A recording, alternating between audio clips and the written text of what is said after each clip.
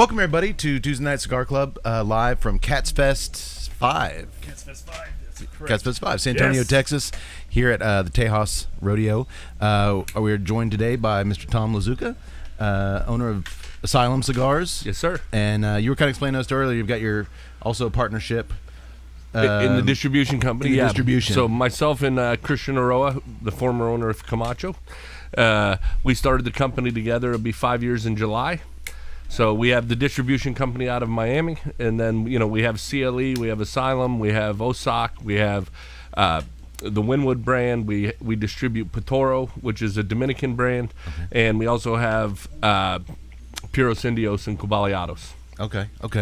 Puros Indios, I think, was one of my first cigars I ever smoked. Yeah, it was a monster back in the day. Yeah. So we're slowly trying to bring that back. We Okay, just took cool. over the distribution with Carlos Diaz, and he's going to get on the road, start doing events and promotion. So we're just kind of getting all the details finished up, and we'll be out on the road promoting that brand also. So tell us a little bit about Asylum. Tell us about the thought process behind the...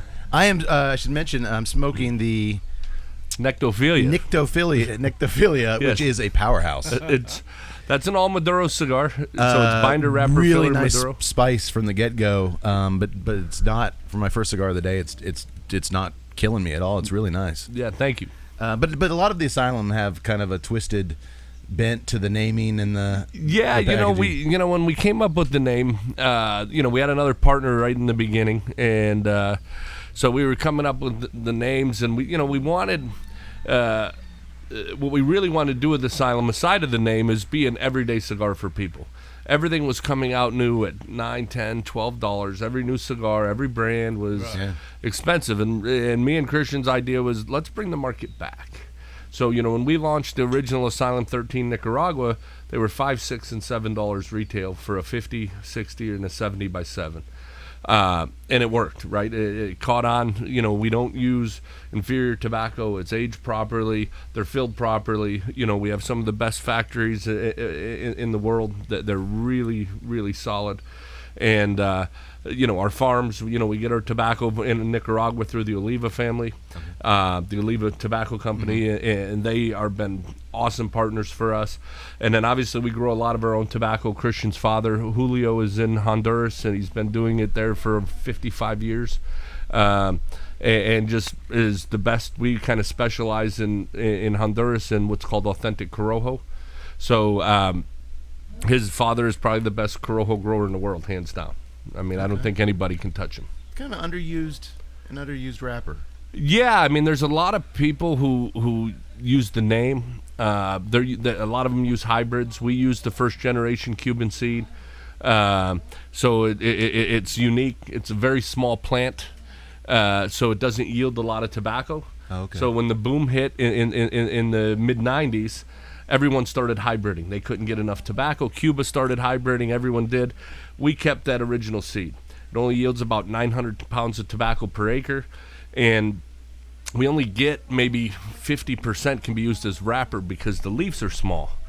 Where the hybrids are producing, the Habanos, the Havana 2000, you hear all the names, those are producing 1,800 to 2,200 pounds per acre, and 90% can be used as wrapper. Wow. But for us, we don't sell our tobacco to anybody, so we don't care. The yield isn't the most important thing. It's that real specific, authentic Corojo flavor that drives our Honduran products. Awesome. Okay. You mentioned the 70 ring gauge. You guys were kind of the first to, or one of the first. Well, to really yeah, there's go. a couple companies before me, but just being out on the road, people didn't. They were selling them, but they never had inventory. So when me and Christian started this company, I've been traveling for 15 years on the road doing this business, and I was asking customers, I said, does that sell? Does it sell? And they're like, when we have it, but we never have it. So I said, when me and Christian sat down to start blending and doing the cigars, I said, listen, I'm going to do really big cigars. He said, that's the worst idea I ever heard. And I said, well, listen, you worry about CLE. I'm going to do Asylum, all right? I'm doing 70s. He says, all right, I'm going to tell, I hate to say I told you so later, but I'm going to say I told you so. And so we did them. Part of the blending process with that was, everyone thinks you go and you're picking all these tobaccos and you're trying to make the perfect cigar. But a lot of what goes into cigar making is consistency. And I think that's where people kind of lose how cigars are made. Because first of all, you have to be able to supply it. And if you can't supply it, if you're using tobaccos that you can't get consistently or have a large quantity to make it, you can't have a consistent product. Right. So the very first thing is, when I was blending the 13, me and Christian down there, it was, what tobaccos do you have enough to do 1 million cigars the first year? So we had to pick and choose. We couldn't use every tobacco, so we had to blend it based off of the available tobaccos to meet the demand. And I think that's really where Asylum took off. Is the tobaccos age properly, they're rolled good, the quality's really good, but we supplied it. You're available. They're available. It's so frustrating when you find a cigar that we really kind of gel with, and then you can't get it anymore. Yeah, and so the 70s were out. I think two people had them in the market before us: George Rico, Gran Habano, and JFR. Okay. Were the two before me, but I think kind of Asylum being able to fulfill the need for it, and the dark, rich wrapper, and the quality, the price, really made them sexy. It blew up, and then everybody started coming out with 70s after that. They did. I'm still looking for the right episode of ours. We wanted to do the Ogre. Yeah. That's the big Candela. Yeah. Is it Barber Pole? It is. Barber That is Pole Barber Candela. It's on my list of one day we're going to hit a movie that works with in some capacity. But it's Shrek. That's what we named it after. But we couldn't call it Shrek. We were afraid we were going to get sued. Yeah. I'm still going for Revenge of the Nerds. Yeah. Oh, now Nerds, look what's happening. The juices are flowing. I like it. there I you like it. So what do you guys got going coming out this year? Anything you can heads up on, or Well, no, with FDA, it's kind of hard. You guys kind of yeah, stay the course. we've kind of sat back. We have quite a few facings already between all of our brands, and so we have a lot going on with FDA. We've been working. FDA's actually been very, very nice to work with. We've had our own private meetings with them on a weekly basis to work our products into the mix, and but we haven't focused on new products. We focused on getting our stuff through FDA. That's what we're hearing a lot. Getting everything done. So we didn't want to come out with a bunch of new facings and then having to pay for them and all that, because we don't know the cost and all those things yet. So much still up in the air. Yeah, so we've really focused on building our current brands. You will see a few new things from us at the show, maybe just new twists on current products, possible new sizes. We'll be doing some box pressing of some Asylum products that aren't box pressed, where we're doing I can't say it yet, but we'll be doing a mixed box, because our boxes are 50 count boxes, so it'll be half box pressed, half that's cool. traditional round. Okay. So we got a few things that we're mixing in. I like that. But nothing brand new. Nothing. We're going to start working on some new products as the FDA. We know what the path is to getting it to market and all those things. But right now, it's a real focus on the brands we have, and just kind of maybe updating some packaging and things like that. The CLE stuff will have new packaging for the trade show. Yeah. So for the most part, though, it's just focusing on the brands we have, keep building those and growing our business, and then once FDA kind of gives us the pathways to how we present new products, then we'll be right back into that. Well, that's encouraging. That it sounds like the process is not maybe as daunting as early on anyway. We're fortunate because we own our farms and our factories, so that pathway I think from our conversations helps. Because exactly. Because we've been growing the same tobacco for 30 plus years on our farms and those things. So if you don't have that, your pathway might not be as easy. Just kind of what I'm getting the feel from our conversations with FDA. Okay. So, I'm very fortunate. Again, Christian, the Aroa family has been over 100 years now between Cuba and Honduras and in the U.S. In tobacco. And he was with Camacho for a good amount of time, correct? Yeah, Camacho. He owned Camacho. He owned Camacho. Yeah, okay. Him and his father owned Camacho. They started with like Baccarat, La Fontana, national brands, and then they bought the Camacho brand in sometime in the early 90s or late 80s, and kept the brand. It was more of a mild cigar. When Christian finally came back into the business with his father in 1995, their idea of a cigar was very different of what a cigar should be. Christian was ultra full body. That triple Maduro, I miss it so much. Yeah, It's not the same. His father was mild, medium, very consistent through the whole cigar. So they're even to this day, their idea of what a cigar should be is very different. So when Christian came in like '97, we started doing the authentic Corojo, and that's really where with the Camacho, they changed the Camacho brand to these mild to full body Honduran cigars, and that's really when that launched. The first batch came out in like 2000, and they were the fullest body cigars on the planet at that point. Everyone was crazy. Oh my God, it's so strong, so strong. And it's funny today because we always get a lot of people, well, it's not the same as it used to be, like what we made. And it's like, no, it's exactly the same. You're smoking much fuller cigars. The Nicaraguan trend came in. There's a lot of body. There's a lot of strength. I'll admit I'm one of those guys. Yeah, but it's not because our tobacco changed. Our well, tobacco is the the Camacho same. Triple Maduro when it changed a few years ago. We had nothing to do with that. No. But I mean, that was one of my very first knock me on my ass cigars, and it was just a beautiful cigar. Crystals show. I mean, it's just gorgeous. It was like smoking a strong cup of coffee.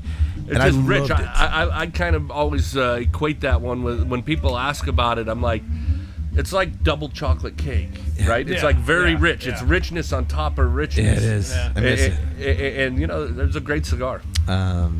Well, we wish you the best of luck. Sounds like you got some cool stuff in the works. I love the mix box idea. That's we got to try some different things. Options. Give folks options, whether it's a big ring gauge or a mixed box. You got to keep it fresh. So absolutely. I want to thank Tom for sitting down with us. Is it first Cats Fest or this is my fourth? Oh, your fourth. How did we not talk to you before? I don't know. You didn't like me, man.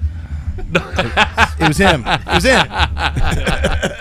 I'm kidding. No. Well, it's funny, like for myself, I've never put myself in ads. I don't put, we do some advertising, but I've never put myself as the face of the brand. I travel, I do it, and Christian handles the CLE side, but he's just as much of the face of the brand as me, but we've never put a face to the brand. It's always been about the cigars, and we talk about the names, the Nectophilia and Schizo and some of the crazy names we do, but really the brand means, our tagline's everyone seeks asylum, and that's all about the cigar shop, where you go to get away, to have your cigar for an hour or 2 hours, get away from your job, the old lady, the kids, whatever it is, it's just about getting away and having that hour or two to unwind. So that's really what the brand means. But we play into it with some of the crazy names. I was sidetracking real quick. I was sitting in line at your table at Cats Fest like 2 years ago. Yeah. And I had my little camera, just a little Sony Handycam, just kind of sitting in a bag, kind of walking around. You were spying. It was a little inconspicuous, I must admit. With Storm's permission, he asks us to document this. And Steve Saka comes over to your table, and he was like, "Hey, what are you guys doing over there?" And y'all started talking shop. Yeah. And I was like, "Oh, this is camera gold." And then y'all got to really talking shop, and I was like, maybe I'm not supposed to be recording this. He still hasn't shown me. He's like, man, it was a great conversation. Like I just listened to those guys, and I think Sokka maybe at one point looked. He didn't know who the hell we were. And he looked at you like, who is this guy? Like, sorry. That's why I can't be a politician. I don't know what's going to come out later in life. Too much video. Too much. When Sokka storms your table, you better talk to him. But no, thanks for 4 years, man. Thanks for coming out, supporting Storm.